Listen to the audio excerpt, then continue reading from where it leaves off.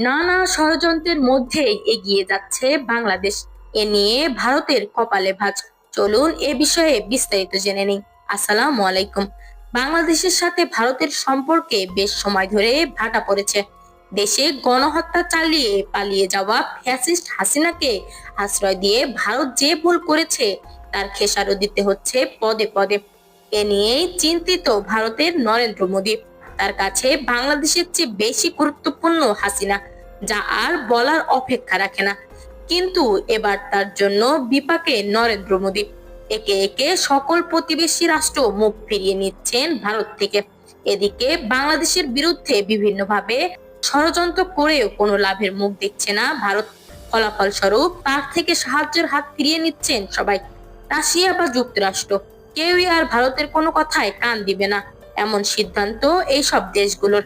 এই প্রসঙ্গে বিশ্লেষকরা বলেন, বাংলাদেশ নতুন ভাবে আশার আলোর দিকে এগিয়ে যাচ্ছে। বাংলাদেশকে এবার আর দমানো অসম্ভব।